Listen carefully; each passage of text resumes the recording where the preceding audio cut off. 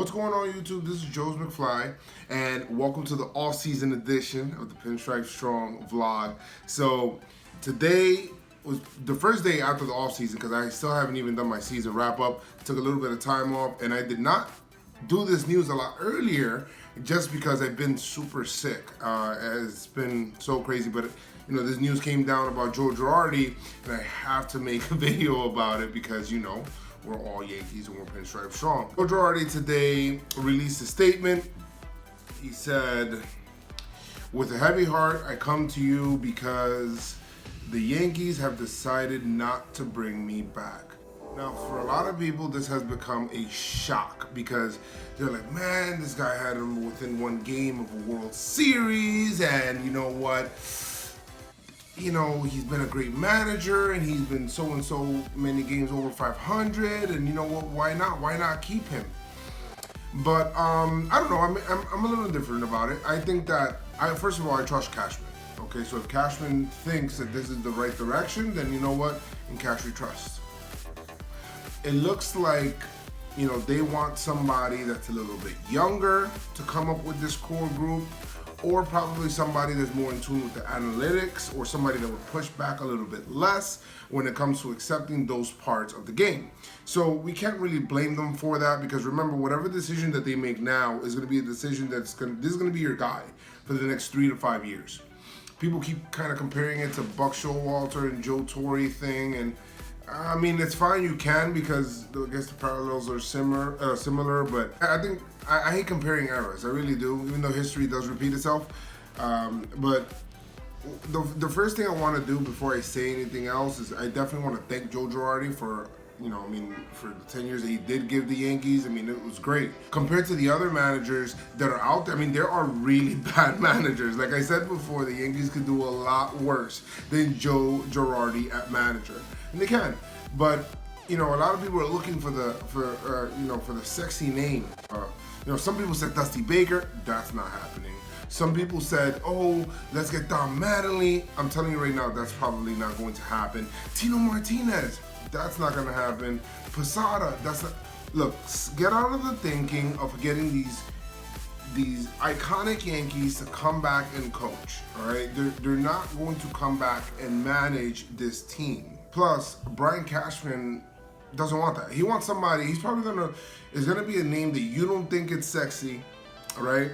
But to them, it fits what they want. They want somebody that's gonna be able to relate to this young team. That's gonna be able to relate to them on a better level. They want somebody that's going to be more with the analytics, like I said, and they're gonna be able to have that. Now, they're not bringing those guys. Now, I don't know 100% for sure. Go out there tomorrow and hire Dusty Baker. It's unlikely based on the reports and what they were talking about and the kind of people that Brian Cashman does like. So you got to take that into consideration. One name that was really out there, because we've heard a whole bunch of names, okay? We've heard names from all the way from Al Padrique, which, you know, I do like him, and because he's been with a lot of these kids since single A, all the way to, you know, triple A, and his kind of shepherd him through the whole process. So a lot of the players love him, the young players like Gary Sanchez, Bird, Aaron Judge, and a lot of the players coming up.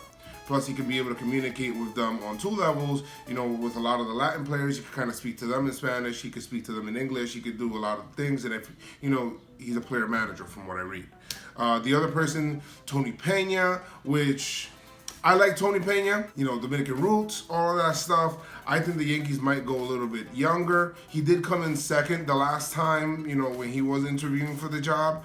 But, you know, they may want like a fresh voice, like somebody like a, you know, a newer voice or something like that. So Joe Espada's a guy who right now is actually in consideration for the Houston Astros bench coach job. I heard a whole bunch of, they even got the thumbs down guy. That's how crazy it is. The thumbs down guy, they're like, oh, should we have him as manager? Some people even said Mike Francesa.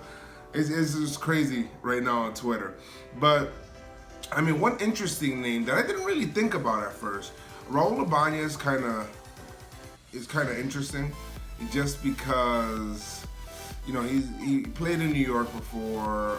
He looks like a well-to-do guy, and it just seems like, you know, he has a relationship with Cashman from what I'm reading, and it just seems like he might be a really good pick, a good candidate.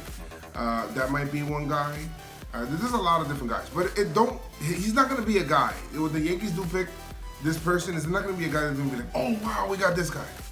You know, we're not asking, you know, La Russa or something like that to come out of retirement. That's not happening. So just keep in mind something like that. But it's I think that sometimes managers do have a shelf life. I do think that. I think that even though this is a new group, the voice, you know, the same kind of voice that you kind of see all the time can wear on people, not only just the players, but in the front office or just all over the place. Sometimes having a new, fresh viewpoint is not bad, and just having a new philosophy come in, or it might energize the team even more. We'll see with that. Plus, things might run a little bit smoother. We don't know the back end rips that were going on. We don't, and I'm not gonna assume to know. Okay, and I'm gonna credit John Boy because he had it first. All right, he had it first, and a lot of people were doubting him, coming out with all these reports rebuting his claim, and people like that kind of trashing him. I thought from the beginning, you know, John Boy's trying to, like, you know, he's trying to build his channel. He's trying to build his podcast. He's not going to just spew something out there just to spew, okay? Because it's the same thing with me. Let's just say if I try to say something, and I'm not saying that I'm probably as big as John Boy or whatever it is, but let's just say if I try to say something just for the sake of breaking news, that could ruin my credibility. That could ruin people even wanting to even trust and coming into my channel. Why would he risk that? So when he said that, I said, you know what? I'm going to, you know, I'm still gonna tread lightly, and I hope it's true for him, because if it's not, it's gonna, you know, it's not gonna look good. But I didn't think that he said that without having some kind of concrete information, because the guy told him 100% Girardi will not be back. This was on Tuesday, okay? And he's not gonna say that just to say it, and especially he's not gonna put it and put his name on it because of it. So, you know, credit to you, John Boy. You had it first. Great job on that, and I do hope that you get some more stories that you get to break, and then people give you actual credit for that. So that's another thing. But yeah, I mean, look, there's nothing wrong with having a fresh face in the dugout. There's nothing wrong with having a fresh outlook.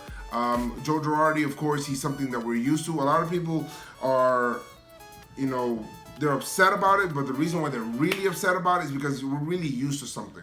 A lot of people, we don't really like change, or some people just want to change just for the sake of change. So there's two kinds of people right now. There's the I'd rather stay with the devil I know than the devil I don't know, versus the people that think that the grass is greener on the other side. Who's right? I don't know. We don't know, but, you know, there's nothing wrong with, you know, having something new. And worst comes to worst, you know, of course, the talent will always carry this team. You know, we have so much talent coming in through the farm, it's not even funny. So having the right kind of person that will mesh those personalities together, maybe that's what Cashman saw. Because it did seem like Girardi was a bit rigid with the personalities from what I was reading, and a lot of people within the clubhouse didn't like that. So just to make it more of a close-knit kind of situation, you know, that might be an opinion. But let me know what you guys think. Who do you guys want as manager? What do you think is probably the best course of action? Did the Yankees make the right move by letting Joe Girardi go? And yeah, let's go, man. It's 153 more days until the Yankees play another game of baseball, meaningful baseball, because of course there's spring training in there. But I'm so excited for that. Just to let you know, with the channel, we are going to be doing off-season, you know, I'm gonna do little remotes or whatever it is if I ever go to like any of these like Yankee events, so I'm gonna put those up. I'm also gonna be doing Q&As throughout the season, hot stove, and a whole bunch of things. It's gonna be really exciting coming down. We all know that the baseball season does not end. And we also know that yesterday's game, World Series game, even though I wish that the Yankees were in it, was probably one of the best games I've ever seen ever, if you're a baseball fan. So anything that you guys want to talk about, man, leave it in the comments. Make sure you do leave a like, comment, and subscribe to the channel. And for all the Yankee fans that you know as friends, make sure that you share it with them. But like I always say, guys, make sure you do keep the pinstripes on, keep it strong, and let's go Yankees, man. Peace.